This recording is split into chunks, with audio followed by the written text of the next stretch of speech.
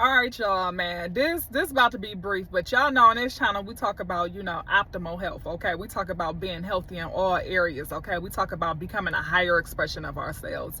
If y'all follow this channel, the whole journey has been from me explaining how I used to be a lukewarm Christian to being on fire for Christ. Okay, and I talk about some of the pitfalls that we can fall in, by being lukewarm. Okay, we either be hot or we be cold. It's no in between. Okay, in the end times, it said in the book of Revelation, he said, I will spit you out.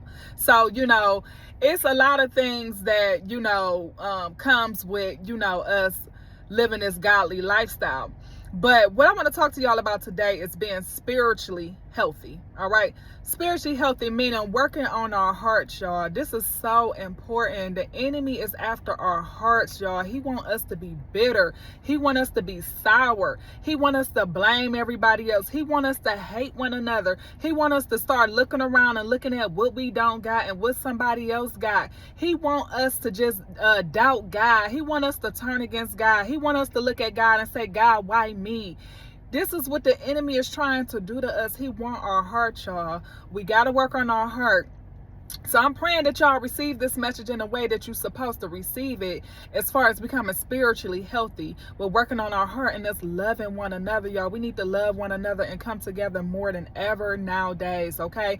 I know, sometimes it can be hard. I know sometimes you can be dealing with difficult people, but that's our job, is to pray for people. It's our job to pray for people.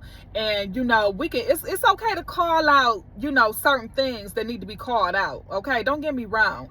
But we don't want to pound around it, okay? What you focus on grows. We don't want to keep looking at, what somebody's doing wrong or what's their downfall and how they not this and how they not that. We don't want to focus on that, okay? We can assess something, we can say what it is, and then we can leave it at that. As a coach, as any coach know, your job is to focus more so on people's strengths, okay? Help them build on their strengths and see the good in people. And like I said, a coach can always see, your blind spots too. They can see some of the things in the areas you lacking in, the areas you can get better in. And, that's another thing. When it comes to loving on people don't mean you always about to pat their back and be like, it's okay. Oh, this, and that. No, sometimes loving on people is actually getting in their face. It's like getting in their face and like, hey, you better than that. I know you better than that, especially when you see people potential. But what I'm trying to say is, y'all, is don't let the enemy get you bitter. Don't let him get you bickering against one another. Don't let him get you hating on nobody or because of what they did to you or what they got that you don't got. Just don't let him get into that, because that's what he want to do. Don't envy the wicked. The book of Proverbs tells us not to envy the wicked. Okay, if you see some people out here that's doing right and they winning and you not winning, jump on their team. Jump on their team and say, how can I help you win more? Okay, the law of reciprocity. All right, if you see some strong, powerful couples out here nowadays, because that's rare, pray that God keep them. Pray that God keep them safe from all harm. Pray for them from a distance, because we don't know how many darts has been thrown at them just by them being together, okay? So what I want to tell y'all right now is we got to love and pray for one another like never before, okay? Get on the winning team. Pray for somebody. Don't hold grudges. Do not feel justified with holding grudges. Some people talk about that stuff like it's cute, like I hold grudges. Well, did God hold a grudge against you? It's a quote that I used to like to quote, and I think I mentioned it on this channel before. But it says, have patience with people because God was patient with you. God's been patient with us. And even if somebody did us wrong and we feel justified to come against them and whatever it may be, we feel justified to clap back. What if that person asked God to forgive them in silence? They just didn't say anything to you because they was just a little embarrassed. And here it is, you going against another child of God. It's been a lot. I don't know if y'all been paying attention. It's been a lot of prophetic dreams people been getting on social media and saying that they had encounters with Jesus. I'm talking about little children, teenagers, young adults. They have been having encounters with Jesus. Some of them been seeing the end times. Some of them been to heaven and hell.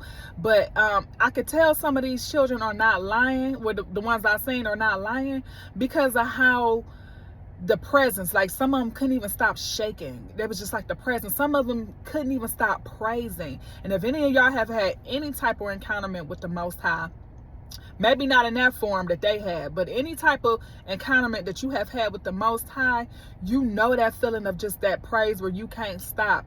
Like, it's just like you just can't control yourself. You see what I'm saying? So one of the girls I was listening to, she said, you know, we can't even hold no grudges against nobody, even the thought. So y'all, we are up repenting every day. The person we might be pointing our finger out saying that they ain't this and they ain't that, they might be the first ones to make it to heaven. We just don't know. That's why in one of my other videos I posted a few days ago when I was on my way to church, I was saying, you know, our prayer is, our Father in heaven, honored be thy name. Lord, your kingdom come.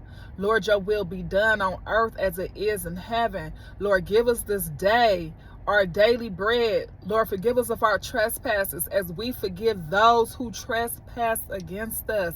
What I'm saying is we can't afford to hold hate in our heart. We can't. Because the only person that can hate somebody is God, the Most High. Why? Because he the one who know our heart. He know who the real us. He the one who created us. You know what I mean? Now, is it okay to call out certain things? Yes, it is okay. And then, you know, you might have some people be like, oh, you judging me. But what did Jesus do? Why did they crucify him in the first place? Because he made them uncomfortable. Because he called out their wickedness.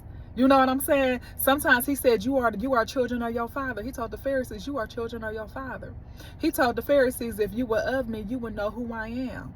He told one lady that was asking for him to heal her demon-possessed daughter, if I'm not mistaken, in the book of Matthew. He said basically like, hey, I have came here for a chosen group of people. That's what he told her. And then she was like, well, you know, can you help my daughter, whatever. And then one of the things that stuck out to me, he said, would you take a child's food and give it to the dogs? That's what he said to the lady. He called basically like, hey, would I take the food that I have for my chosen ones to give it to the dogs? The lady had so much faith, he ended up healing her daughter though. Okay. And I know it's hard to believe Jesus said something like that, but go read the word for yourself. So, you know, it ain't always, you know, what you say and even how you say it, it's what spaces what it's coming from. You know what I'm saying? So what I'm trying to say, y'all, is we can't afford to be hating on nobody. We got to come together. We got to love one another. We got to encourage one another. We can't hold that grudge. You know, when we say forgiveness is for you and the other person. Forgiveness frees you. I'm going to tell y'all this real quick. And I really didn't want to talk about it, so it's going to be real brief. But like a month ago, I had someone that really offended me, y'all. They offended me so bad to the point I wanted to clap back. And I'm talking about I wanted to clap back so bad to the point I would have hurt their feelings and had them crawling up under a rock. That's how bad I wanted to clap back.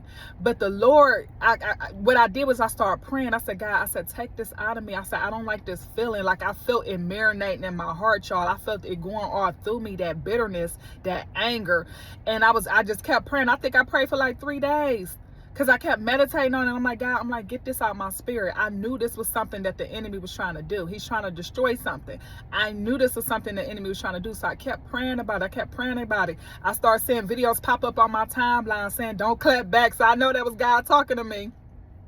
I also got a godly friend where I talked to her, and, you know, get you some godly friends because they gonna help lead you the right way, because she knew exactly what I was talking about when I told her. I said I was praying. I said I was telling God to get this bitterness out of me. And by the time I told her about it, the bitterness was already, you know, on its way out of me. You know what I'm saying? So I wasn't hot as I was the first 3 days by the time I talked to her. But when I talked to her, she said, I know what you're talking about. She said, I've been there. And all you can do is pray about it. I didn't get on the phone. I didn't call everybody. I didn't say, look who did this to me. Look what they said about me. Look what they did to me. I didn't do none of that. I didn't clap back or anything. I prayed, y'all. I gave it to God, and you just got to give it to God. Now God lifted that off of me. He lifted that off of my heart, because that was a burden. That was a root of bitterness that the enemy was trying to plant in me. You see what I'm trying to say?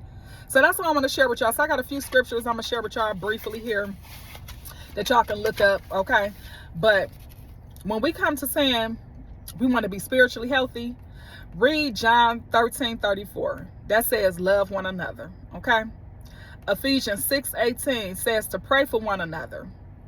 Philippians 2:3 says encourages us to respect one another, okay? So Philippians 2:23 encourages us to respect one another.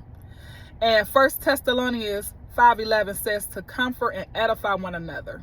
So work on your heart out of everything, y'all. We can feel like we got it all together and everything, and, you know, If our heart not right, if the love ain't in it, it was all in vain, y'all. And it said that in the Bible. I don't even know the exact scripture, but I know y'all heard that before. But this is a reminder. If the heart ain't right, if love wasn't in it, it was all in vain.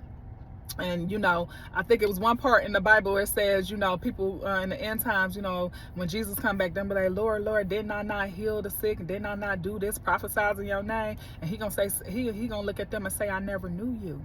So love one another, y'all. Have mercy on one another, y'all. Stay connected to the Most High. Pray that one prayer every day. I don't know what that prayer is, but the Our Father in Heaven, y'all Google it and see which one it is. It's in the book of Matthew, though.